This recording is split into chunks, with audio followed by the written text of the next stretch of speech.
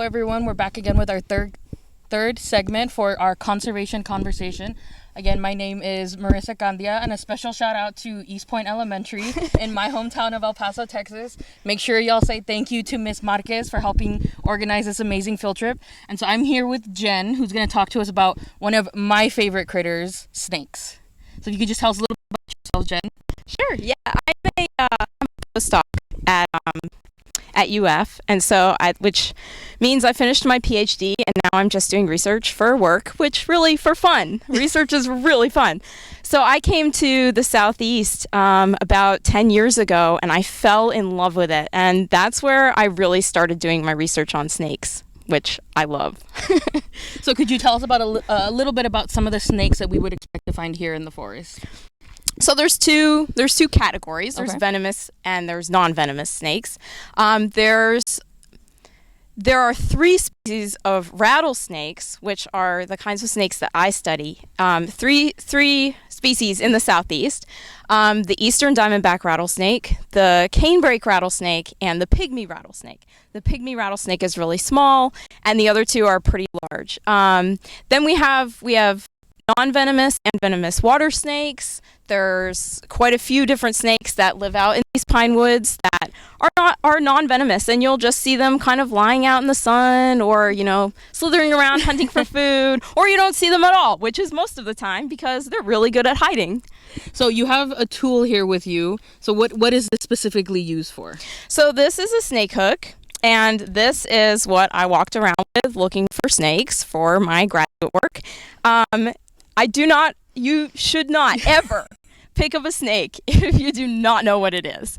If you don't know whether it's venomous or non-venomous, do not pick it up. So I'm very careful, and I always, whenever I approach a snake, I usually, if I'm going to try to move it, I'll use this hook. Now, when I was studying eastern diamondback rattlesnakes, I used this hook all the time. So you use it to pick them up. So when I needed to catch them, which was part of my research, I needed to catch them because I was following individual snakes, I needed to use this to pick them up.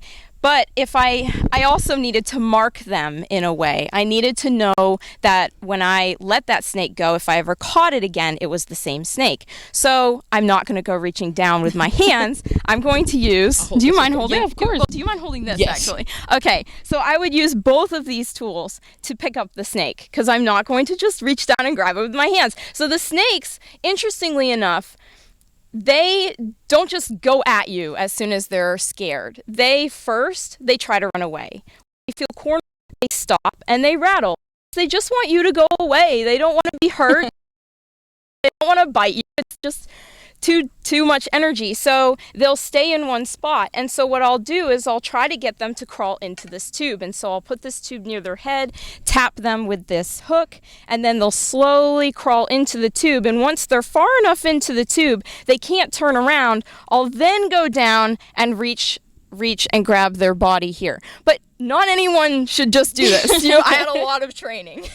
Yeah, so that's definitely some advice we can all remember, is to just make sure we're not just reaching down and grabbing snakes, right? Absolutely. Okay. So what kind of research do you do with the snakes? So why do you want to catch them? Mm-hmm.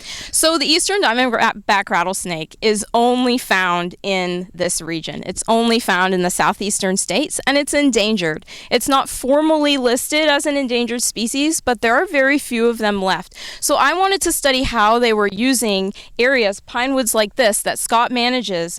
How are they doing? Are they healthy? Where are they going? What areas are they using? And then land managers, foresters, can understand how they're doing in terms of their habitat management. Okay, cool. So I want to ask, how long does it usually take you to find a snake? Because you said they like to hide, so how long does it usually take for you to find one? So I don't know if they've shown the picture of the eastern diamondback rattlesnake yet, Yeah. but they are really difficult to see in this grass. The pattern of light and dark is very tough to see in the light and shadow. So Right. the grass is light and the shadow is dark. And so I went around, I started looking for them in January, my very first one. I started looking for them in January, and I went out every single day, and I didn't find my first one until May. Wow. Yeah, it was a long time. And actually, the students found it who were with me. So walking around, you find a lot of things looking for snakes. And so one time I found some snake bones. I can hold the mic. That for you, would so be you great. And I didn't know what this was, actually. I was like, okay, I'm pretty sure it's a snake. But they're so large that people were telling me that's actually a rattlesnake bones. So here you can see these are ribs. And the ribs go all the way down the snake's body. And these are the vertebrae. So this is kind of like the top of the snake. And then its ribs come off the sides. And it's really interesting because rattlesnakes need to eat very large animals. So in this way, because their ribs are like this, basically they're attached at the top here. Right. And so they can expand when a snake eats a very large animal. So that's why snakes can eat huge meals, and then they don't have to eat for another 5 months. So you were talking about the eastern diamondback rattlesnake, right? Mm-hmm. So what other kinds of rattlesnakes are there for some of the people who might be in other regions that know about rattlesnakes but don't know that there's a difference between species, I guess? Okay. Yeah, there, like I mentioned, there are 3. And there are, I think, 13 or more species of rattlesnakes in the Southwest. So for those of you who are in Arizona, New Mexico, Texas, you've heard about rattlesnakes. You've probably seen rattlesnakes. I hope you haven't touched them. But they're beautiful animals. Their patterns are very distinct. I went out to Arizona a few years ago to just go look at snakes, and I drove around and I saw so many. The Mojave rattlesnake, you guys are probably familiar with that. That one's very venomous but very beautiful. There's the I think it's the black-tailed rattlesnake is really beautiful too. So there are a lot of rattlesnakes that look very different, and there's a lot of species, but they all are generally not, they don't try to chase you. They're very beautiful. If you respect them, they'll respect you and they'll leave you alone. So it's, yeah, they're basically fine. You seem very passionate and excited when you're talking about snakes. What got you into actually liking and wanting to study snakes? I did not know. So growing up, they're always like, were you that kind of person who would go and catch frogs and put them in your pot? No, I wasn't. I didn't know that I liked snakes until I spent a summer basically following non-venomous snakes around prairies in Kansas. And so I was tracking them for a graduate student who was studying them, and I thought, wow, I go out at night and they're still moving around. I go out, I forget what his name was. We give them names too. And they all have different personalities. So somebody really liked to hide under rocks. Another snake would be moving around. One day I'd track him and he'd be here, and then the next day he'd be miles away. I just thought it was fascinating that, we only think of snakes really when we see them or when we're in an area we know, oh dear, there might be snakes here, and somebody tells us. But otherwise, you just don't see them. So what are they doing all this time? Where are they? And just that mysterious aspect of it fascinated me. Yeah, that's awesome. So we have just a few minutes left in the segment. So I wanted to ask you if you could let any of the students or people watching, what are some of the things that you want them to take away about snakes? Maybe some debunking some misconceptions about snakes, or just letting them know what they can expect to see in a snake if they see it out in the wild. Oh, there's a lot. There's a lot that I learned tracking these snakes. First of all, one of the biggest misconceptions is that snakes are out to get you, and they're not. If you respect them, like I said, they'll respect you. So, just be careful around them and appreciate them, and you'll really enjoy seeing them. Another thing that I just love about them is that, you have pets, right? And your pets have personalities. These aren't my pets, but I'm studying them. I gave them names. My first one was Phantom because I couldn't find him. And it was really fun to go out every few days. I'd go out and I'd look at him, and he would be in the same spot that I found him maybe 3 weeks ago. He bounced around, but then he went back to that same spot. And I was like, oh, that's really funny. It's like he knows this spot. It's like your grocery store. He is just back shopping at Publix again. So it was just really neat to see that they had these personalities. And I think that that's one thing that I would like people to appreciate more in snakes, is that they're not just kind of dumb, scary animals that are, out to get you somewhere. And, if you see one, you should just kill it. Just be careful with it. If you don't want it there, ask to have it removed. But otherwise, it's just another animal using the earth just like we are. All right. Thank you so much. And so for the schools that need to log off, we're at our 45-minute mark. But if you all are able to stick around, we'll be able to answer a few more questions with Jen and Becky for the question and answer time. But for those schools that do need to log off, this would be the opportunity. But if you want to stay on, you're more than welcome to, because we have plenty of questions that we'll be able to answer with Jen.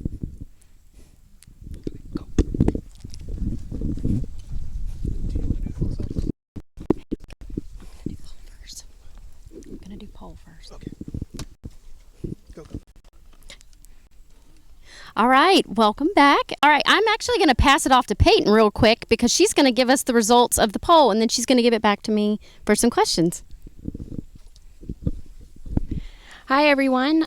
This poll question was, Eastern diamondback rattlesnakes are venomous, true or false? 90% of our respondents said true, and that is correct. I'm going to pass it back on to Becky for questions on this segment. All right, thank you, Peyton. So we've got some really good questions for you. Rattlesnakes are a hot topic in some of the questions, so get ready. So have you ever been bitten by a snake, and if so, how severe was it? I have not.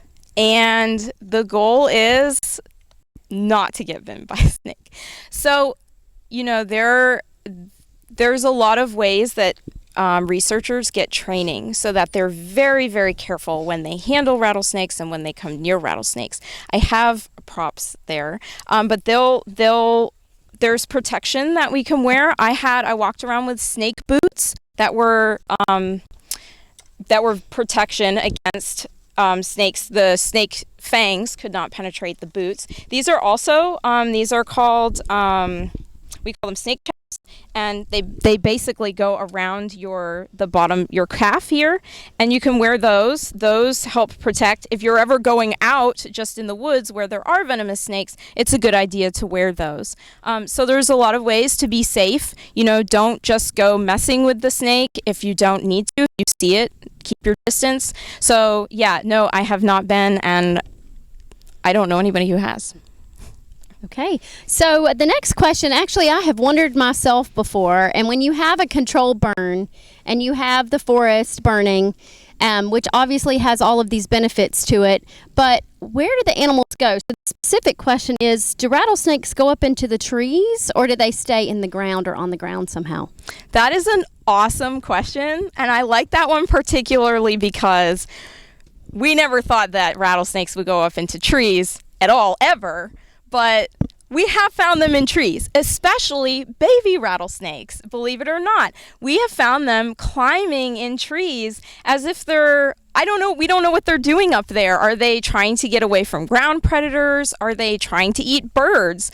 So rattlesnakes do go in trees. I don't know if they go in trees to get away from the fire, but I do know that when there is a fire, as I mentioned before, the snakes know where they are. If you were in a dangerous situation, you have your go-to place, right? You know where you would run. We all have, fire escapes and things like that. Not that the snakes plan that specifically, but they know where their holes are. They know where they're at, and they know how to get away if they need to. Okay, so another question that we had, and we actually had this a few different times, so I'm kind of summarizing a question, but when we're talking about the food web, what do snakes eat, and how big of an animal can a snake eat? Snakes sometimes try to eat animals larger than they can handle, which doesn't end up well for the snake. Snakes eat food items anywhere from very small insects to very large rabbits, or depending on where you are in the world, they can even eat deer. You're talking anacondas in the Amazon. Those things can swallow very large animals. So it just depends on how large the snake is, and what its body size can handle. But I think sometimes their eyes are bigger than their stomachs. Okay. So I have another good question here, and it's kind of personal. What is your favorite kind of snake, and why? I have a lot. Of course, the Eastern diamondback has a very special place in my heart because I tracked it and I followed them for about 4 years. And so I spent 4 years studying this animal day in and day out. And when you get that close to something, it's like it's almost like your pet, but it's not. And it's actually, to me, it's more meaningful to see these different snakes and how beautiful they are. Every snake that I come across, what it looks like, where it is, what it's doing, and I feel very lucky to have seen that snake. And I used to just go and catch every snake that I saw, and now I really enjoy just seeing it. Okay, thank you so much for your time today. So again, teachers and students, we appreciate you joining us for this electronic field trip.